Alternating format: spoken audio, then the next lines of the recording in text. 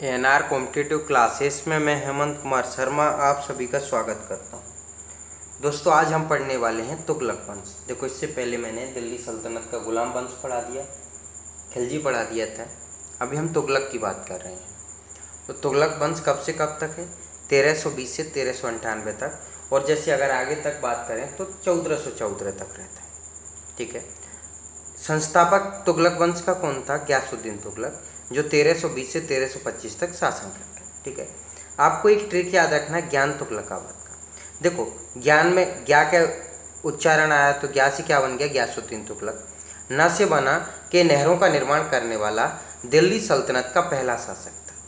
इसने कृषि के महत्व को समझा एवं कृषि योग्य भूमि का विस्तार किया था। तुगलकाबाद से क्या बना था कि इसने तुगलकाबाद नामक नगर स्थापित किया था कुतुब मीनार के पूर्व में, और उसे अपनी राजधानी बनाया था। इसे रोमन शैली में निर्मित था। इस नगर में एक दुर्ग का निर्माण भी हुआ था और इस दुर्ग को 56 कोट के नाम से जाना जाता है। ठीक है, ये हमारी ट्रिक का मतलब हो गया। बोले ग्यासुद्दीन तुगलक, जिसका मूल नाम गाजी मलिक था, 1320 में गद्दी पर बैठा था।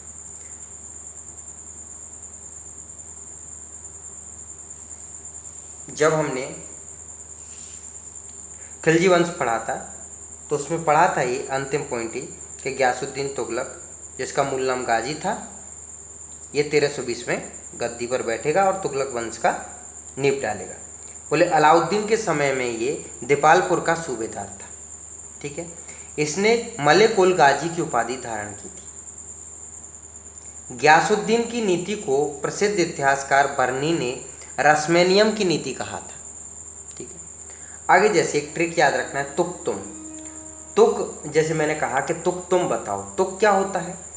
जैसे छंद पढ़ते हैं हिंदी में तो समान वर्णों की किसी भी छंद के अंतिम वर्णों की समान आवृत्ति को तुक कहते हैं। ठीक है। तो मैंने कहा कि तुक तुम बताओ। देखो, तो से बना के तुगलक सुल्तान, क से बना करोना जनजाति से संबंध रखते थे, जो तो से बना तुर्की, और म से बना मंगोलों का एक मिश्रित जनजाति थी। ठीक है, कि तुगलक सुल्तान करोना जनजाति से संबंध रखते थे, जो तुर्की और मंगोलों की एक मिश्रित जनजाति थी। ठीक है। आगे बात करते हैं। बोले ग्यासुद्दीन तुगलक से निजामुद्दीन औलिया ने कहा था कि दिल्ली अभी दूर है। ठीक है, यहाँ तक। आगे बात करते हैं कि तुगलक वंश को स्वदेशी वंश माना जाता है क्योंकि ग्यासुद्दीन तुगलक का पिता बलबन के समय हिंदुस्तान आया और उसने पंजाब की एक जाट कन्या से विवाह किया था।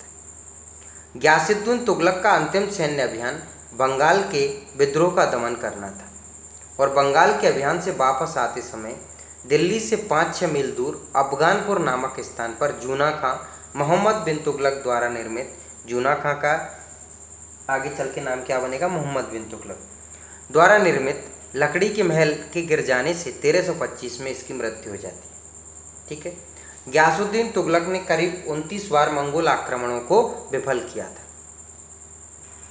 अब ग्यासुद्दीन तुगलक के बाद मोहम्मद बिन तुगलक गद्दी पर बैठता है और 1325 से लेकर 1351 तक शासन करता है। ठीक है। इसका वास्तविक नाम जूना खां था। इसने 5 योजनाएं बनाई थी, वो असफल रही थी। तो ट्रिक उनको बोलना है कि दौरा सांकेत खुरासान का। 2 से बनेगा दोआब क्षेत्र में कर वृद्धि, रा से बनेगा राजधानी पर्वत, फिर आगे चलेगा आगे बनेगा सांकेत से सांकेतिक मुद्रा का प्रचलन, खुरासन से बनेगा खुरासन अभियान, और का से बनेगा कराचेल अभियान।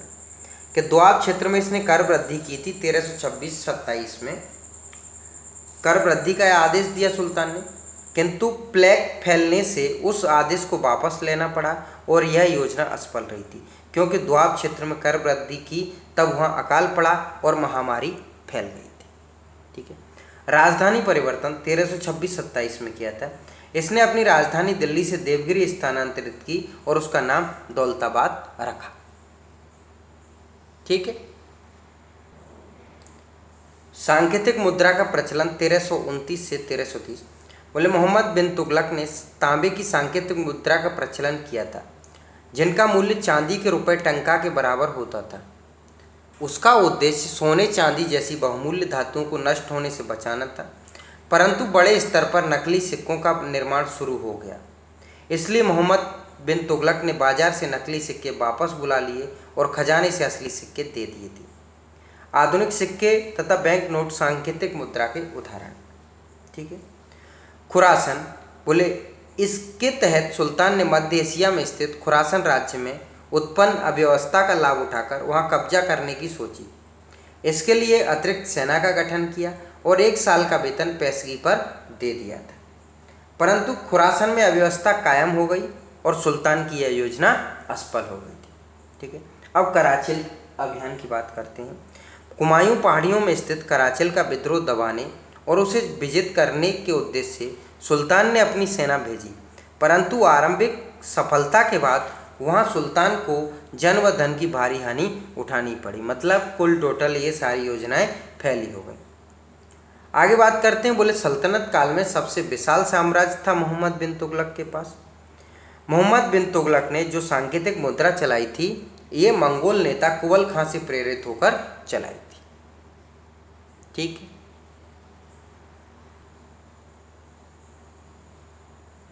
आगे बात करते हैं कि बरनी का कथन है तो प्रत्येक हिंदू का घर टकसाल बन गया था।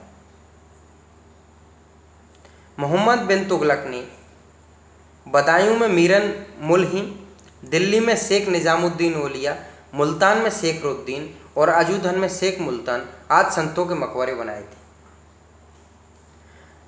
आगे काफ़ी महत्वपूर्ण पॉइंट है कि मोहम्मद बिन तुगलक के शासनकाल में 1333 में मोरक्को यात्री इब्न बतूता आया था, जो 8 वर्षों तक काजी बन के रहा था।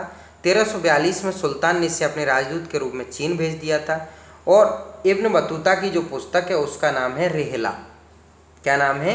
रिहला। ठीक है। इब्न बतूता ने सल्तनत काल में डाक व्यवस्था का विस्तृत वर्णन किया था। ये अपन ने बात कर ली कि इब्न बतूता की पुस्तक का नाम क्या है? रिहला। आगे बात करते हैं। मोहम्मद बिन तुगलक के शासनकाल में ही 1336 ईस्वी में हरियर एवं बुक्का नामक 2 भाइयों ने विजयनगर साम्राज्य की नींव डाली थी। ठीक है।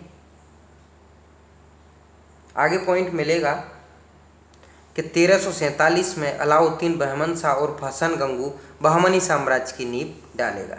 ठीक है। देखते हैं, नहीं मिलेगा तो आपको ध्यान रखना है कि 1347 में अलाउद्दीन बहमन शाह और हसन गंगू ने बहमनी साम्राज्य की स्थापना की थी।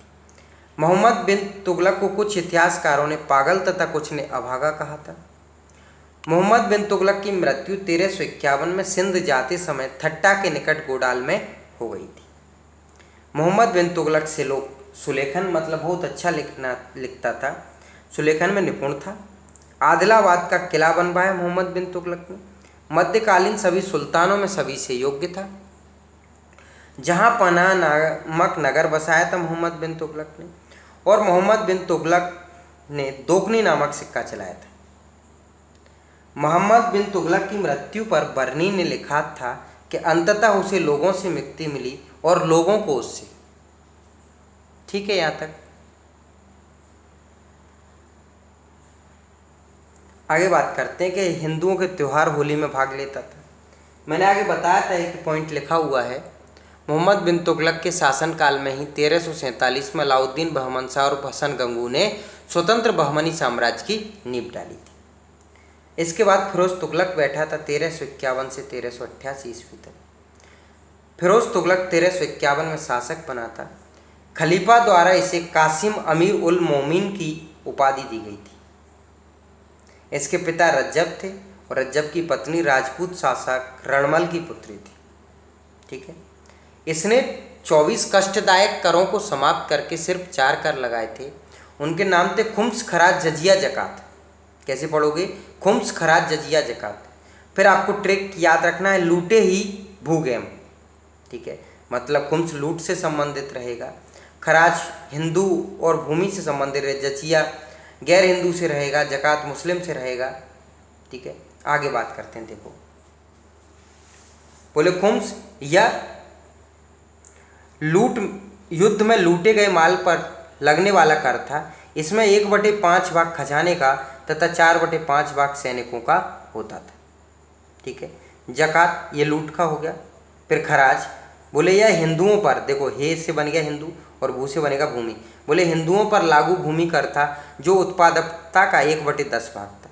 ठीक है। जजिया, जैसे क्या बना? गैर मुसलमान। ठीक है, बोले यह गैर मुसलमानों से लिया जाने वाला कर था, यहाँ तक कि यह ब्राह्मणों से भी वसूला जाना शुरू किया था। फिरोज तुगलक ऐसा पहला शासक था जिसने ब्राह्मणों पर जजिया कर लगाया था। जजिया कर अकबर ने समाप्त किया था 1564 में, औरंगजेब ने दोबारा शुरू किया था 1679 में। ठीक है, अब बात करेंगे आगे ज़कात की। आगे ज़कात में ध्यान रखना है, वो ट्रिक में माँ से मुस्लिम भूल गया था। ये मिल्कियत पर लगने वाला कर था जो 1/40वां भाग था। ठीक है, उस्त्र बात करते हैं, यह मुस्लिमों पर लागू भूमि कर था जो उत्पादकता का 1/10 भाग था। इन्होंने नगर का निर्माण करवाया था। तो आप जैसे बोल रहे हो, जैसे हंसते हुए बोले फा जे ही बसाए। ठीक है, फ से बना फतेहाबाद, फ से बना फिरोजपुर और फ से बना फिरोजाबाद। ठीक है, जो से बना जौनपुर और हे से बना हिसार। इनका निर्माण करवाया था। फिरोज तुगलक ने दिल्ली के कोटला फिरोज शाह दुर्ग का निर्माण करवाया था और 4 नहरों का निर्माण करवाया था। इसने दासों के लिए नए विभाग दीवाने बंदागान की स्थापना की। इसके पास 1,80,000 गुलाम थे। ठीक है, गरीब महिला व बच्चों की आर्थिक सहायता के लिए दीवानी खैरात दान विभाग की स्थापना की। काफ़ी महत्वपूर्ण क्वेश्चन। इसके अलावा फिरोज तुगलक ने मैरोज ब्यूरो तथा रोजगार कार्यालय की स्थापना की। सार्वजनिक निर्माण कार्यों को प्रमुखता दी। इसकी उत्पत्ति हिंदू माँ से थी। ठीक है, मध्यकालीन इतिहास का पहला कल्याणकारी निरंकुश शासक था। ख्वाजा हिसामुद्दीन को राष्ट्रीय आय के आकलन का कार्य सौंपा था। और फिरोज तुगलक ने बिजली गिरने से ध्वस्त कुतुब मीनार की 5वीं मंजिल का पुनर्निर्माण करवाया था। कुतुब मीनार की नींव किसने डाली थी? कुतुबुद्दीन ऐबक ने। बनवाया किसने था? इल्तुतमिश ने। और फिर ये यहाँ पर 5वीं मंजिल का ध्वस्त हो जाने पर इन्होंने पुनर्निर्माण करवाया। ठीक है, यहाँ तक देखो, आप तसल्ली से पढ़ा करो, आराम से 1-2 बार वीडियो पढ़ लिया करो, आपको याद हो जाएगा। आगे बात करते हैं, इसने निर्धन वर्ग की निःशुल्क चिकित्सा हेतु एक खैराती अस्पताल दारुल सफा की स्थापना की। जैसे ट्रिक ऐसे समझ सकते हो, कहाँ जा रहे हो? बोले दवा दारू लेने जा रहे हैं। ठीक है, तो दवा कहाँ अस्पताल लेने जाओगे? तो दारुल सफा। फिरोज तुगलक ने 2 नए सिक्के चलाए थे, अधा जो जीतल का 50% था, भिक जो जीतल का 25% था। यह चांदी तथा तांबे के मिश्रण से निर्मित थे। ठीक है, फिरोज शाह अपने आर्थिक व प्रशासनिक सुधारों के कारण सल्तनत का अकबर कहलाया था। और एक किसने कहा था? हेनरी इलियट व एल्फिंस्टन ने। फिरोज शाह ने अपनी आत्मकथा लिखी थी।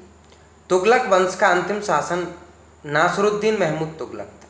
ठीक है, एक ट्रिक याद रखना है, जैसे तना होता है ना पेड़ का, त से तुगलक वंश, ना से नासिरुद्दीन महमूद और त से तैमूर लंग। ठीक है, तुगलक वंश का अंतिम शासन नासिरुद्दीन महमूद था और तैमूर लंग का आक्रमण हुआ था 1398 में, जब कौन शासन कर रहा था? नासिरुद्दीन महमूद।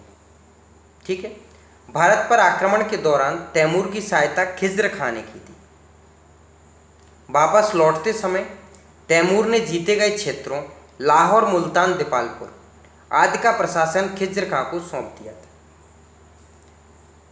ठीक है, आगे बात करते हैं। बोले फिरोज शाह सैनिक व्यवस्था के दृष्टिकोण से पूरी तरह असफल रहा था। फिरोज शाह तुगलक मेरठ तथा टोपरा, अंबाला स्थित अशोक स्तंभों को दिल्ली ले गया था, फिर अपनी नई राजधानी फिरोजाबाद में स्थापित कर रहा था। ठीक है, तो ये हमारा टॉपिक कौन सा कंप्लीट हो गया? तुगलक। दोस्तों, काफ़ी महत्वपूर्ण वीडियो है। मैं आपको जितने भी टॉपिक पढ़ाता हूँ क्रम से बहुत अच्छे आसान तरीके से पढ़ाता हूँ। हमारे वीडियो की टाइमिंग बहुत कम रहती है लेकिन डाटा बहुत अच्छा रहता है। जहाँ आसान ट्रिक की ज़रूरत रहती है मैं वहाँ ट्रिक भी पढ़ाता हूँ। आप देखना इतिहास की प्लेलिस्ट में इतिहास के जितने भी वंश डले हुए हैं सब ट्रिक से डले हुए हैं, जो दक्षिण भारत सीमावर्ती राज्य। ठीक है, तो आप अच्छे से पढ़ा करो और वीडियो देख लिया मतलब याद आधे से ज़्यादा हो जाएगा। मिलते फिर कल अगले वीडियो में। धन्यवाद।